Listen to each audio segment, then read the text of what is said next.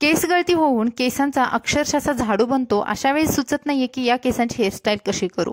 त्यावेळेस तुम्ही फक्त क्लचर वापरून सुंदर अशा दिसणाऱ्या आणि जाडसर वाटणाऱ्या 3 हेअरस्टाईल नक्की करू शकता। नमस्कार, पुन्हा एकदा स्वाती स्टाईलमध्ये मनापासून स्वागत। आज बघूयात या क्लचर वापरून 3 सोप्या हेअरस्टाईल।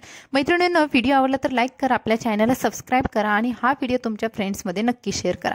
हेअरस्टाईल नंबर 1, ज्या मैत्रिणींना पार्टिशनवाले हेअरस्टाईल हवे असतात, समोरून त्यांना भांग वगैरे पाडून हेअरस्टाईल करायचे असतात, अशा वेळेस त्यांनी छोटंसं पार्टिशन करा आणि त्यानंतर हे केस असे थोड्या प्रमाणात घेऊन हाताने असे रोल करा। आता बघा, सगळेच केस तुम्ही पुढचे घेऊन रोल करू शकत नाही, कारण कधी कधी काय होतं की समोरचे केस इतके पातळ झालेले असतात आणि त्यामुळे रोल व्यवस्थित दिसत नाही। तर तुम्ही थोडेसे केस उचलून त्या केसांची 2 पेड्यांची वेणी बांधून असे रोल करून पाठीमागून तुम्ही सिक्युअर करू शकता।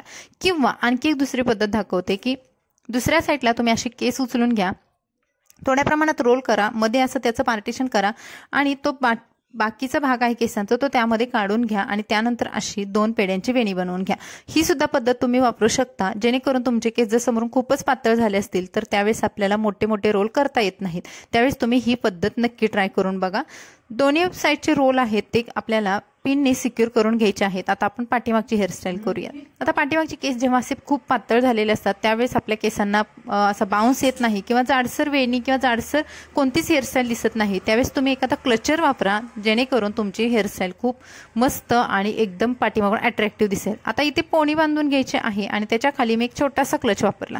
आता ज्या मैत्रिणींचे केस खूप पातळ आहेत तर त्यांनी असे छोटेच क्लच वापरा, मोठे क्लच वापरले तर केसामधून ते खूप बाहेर दिसतात, आपले केस तेवढे जाड नसतात, म्हणून आपल्याला छोटे क्लच वापरायचे आहेत। त्यानंतर वरच्या वेणीचे केस आहेत त्या क्लच वरून झाकून घ्या आणि खाली 2 पेड्यांची फक्त 2च तिडे टाकून घ्या केसांचे। अशा पद्धतीने 2 पेड्यांची आपण छोटीशी वेणी केली आणि एक भाग आहे तो वरच्या दिशेने घेऊन गेल्यानंतर जिथून आपण रबर बँड वापरलेला आहे तिथून तो भाग रोल करून घ्यायचा आहे, म्हणजे वरचा रबर बँड आपल्याला दिसू नये या पद्धतीने असे रोल करून घ्यायचे आहेत आणि दुसरा भाग सुद्धा अशाच पद्धतीने रोल करून घ्यायचा आहे।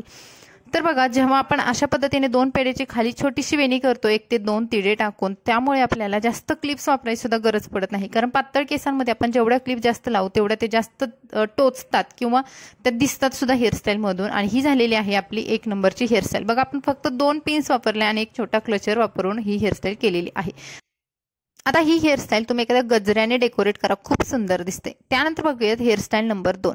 आता ज्या मैत्रिणींचे केस खूप पातळ समोरून झालेत किंवा ज्यांना पार्टिशन नको आहे त्यांनी फक्त जिथे जास्त पातळ भांग पडतोय तिथले केस फक्त असे विंचरून घ्यायचे आहेत, म्हणजेच आपल्याला एका साईडला केस थोडेसे घ्यायचे आहेत आणि समोरून बघाल तुम्ही कुठेही पार्टिशन दिसत नाही किंवा कुठेही तुमचा भांग मोठा दिसत नाही। पाठीमागचे केस आहेत ते अशा पद्धतीने एका रबर बँडने पुन्हा सिक्युअर करायचे आहे। आता या हेअरस्टाईलमध्ये प्रत्येक ठिकाणी आपण रबर बँड वापरते, कारण केस खूप सिक्युअर होतात रबर बँडने आणि हेअरस्टाईल करायला सुद्धा सोपं जातं, आपल्याला पिन्स जास्त वापरावे लागत नाही। आता जर तुमच्याकडे एखादा डायमंडचा किंवा खूप थोडा फॅन्सी एखादा क्लच असेल तर असा लावा, जिथे आपण पोणी बांधली होती त्याच्या खालच्या साईडला असा लावा आणि बाकीचे जे केस आहेत त्यांचे 2 भागामध्ये डिवाइड करा आणि हे 2 भाग रोल करून त्या क्लचर भोवती फक्त गुंडाळून घ्या, म्हणजेच आपल्याला अशा पद्धतीने गुंडाळून घ्यायचे आहे आणि वरच्या दिशेने जिथे केसांचे टोकं उरतात तिथे आपल्याला पिनने ही हेअरस्टाईल सिक्युअर करायची आहे। तुम्ही बघाल पाठीमागून इतका बाउन्सी लुक येतो की आपण विचार पण करू शकत नाही की माझे एवढे पातळ केस आहेत आणि इतका सुंदर लुक आलेला आहे। आणि मध्ये आपण जो क्लचर लावला होता जो की अट्रॅक्टिव्ह आहे, त्यामुळे हेअरस्टाईल आणखीनच एक आकर्षकपणा येतो। तर ही हेअरस्टाईल 2 नंबर झालेली आहे। आता बघूयात हेअरस्टाईल नंबर 3। यासाठी बघा, अगोदरच मी कानामध्ये वेल घालून घेतलेले आहेत। आता ही हेअरस्टाईल थोडी ट्रॅडिशनल आहे, ज्या मैत्रिणींना नऊवारी साडीवरती करायची आहे किंवा काठपदराच्या ट्रॅडिशनल हेअरस्टाईल करायची आहे त्यावेळेस तुम्ही ही हेअरस्टाईल करा। समोरून एक पार्टिशन करून घ्यायचं आहे, खूप मोठं पार्टिशन करून घेतलेलं आहे मी पूर्ण, आणि पाठीमागे आपल्याला हेअरस्टाईल करायची आहे। आता कधी कधी खूप घाई असते, वेळ नसतो, अशा वेळेस सुद्धा तुम्हाला जर ट्रॅडिशनल हेअरस्टाईल करायच्या असतात आणि त्यावेळेस तुम्हाला सुचत नाही की पातळ केसांची कशी करू, त्यावेळेस तुम्ही अशा पद्धतीने ही हेअरस्टाईल करा। याच्यामध्ये आपल्याला पाठीमागचे केस आहेत ते रबर बँडने पुन्हा सिक्युअर करायचे आहेत आणि इथे 3 पेड्यांचे वेणी घालून घ्यायचे आहे। आता 3 पेड्यांची वेणी प्रत्येक मैत्रिणीला जवळपास येत असते, तर ही वेणी फक्त आपल्याला टाईट बांधून घ्यायची आहे, जास्त लूज ठेवायची नाही आणि शेवटचे केसांचे टोक आहेत ते एका छोट्या रबर बँडने सिक्युअर करा। आता तुम्ही बघाल माझे केस वरच्या साईडला थोडे तर जाडसर आहेत, पण पाठीमागे किंवा खालच्या साईडला खूपच पातळ झालेले आहेत।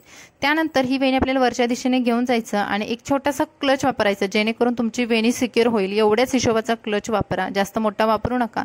आणि त्यानंतर वरची जी वेणी आहे ते हळूहळू रोल करायची आहे, एक हात ठेवून अशी रोल करून घ्यायची आणि या रोल केलेल्या वेणीने आपला क्लचर पूर्ण झाकून घ्यायचा आहे। वरच्या दिशेने आणि खालच्या दिशेने फक्त एक एक किंवा दोन दोन पिन्स तुम्ही लावू शकता आणि ही हेअरस्टाईल सिक्युअर करू शकता। पूर्वीच्या काळी जेव्हा अशा खोपा हेअरस्टाईल केल्या जायच्या तर खूप ट्रॅडिशनल वेअरवरती खूप सुंदर दिसायच्या आणि वेल वगैरे लावल्यानंतर तर त्या हेअरस्टाईलला एक वेगळा लुक यायचा। आणि मध्ये बघा मी अशी माझ्याकडे मोठी नथ होती आणि ही नथ मत बरोबर लावली। आता जर तुमच्याकडे कोणी घरात असेल तर तुम्ही त्यांच्याकडून लावून घ्या, कारण पाठीमागे नथ लावण्याचा अंदाज कदाचित आपल्याला येत नाहीत।